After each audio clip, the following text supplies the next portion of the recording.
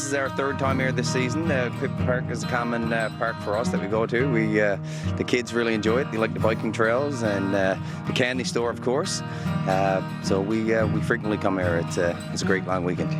We're visiting from Alberta, visiting family here, and having a good time.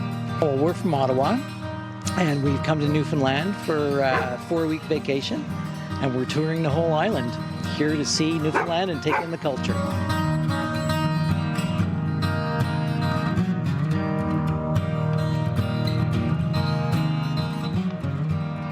This is our first year, I guess, with the camper for a season, so it's been quite interesting just exploring different sites in Newfoundland and doing that kind of work. Mostly riding bikes, a lot.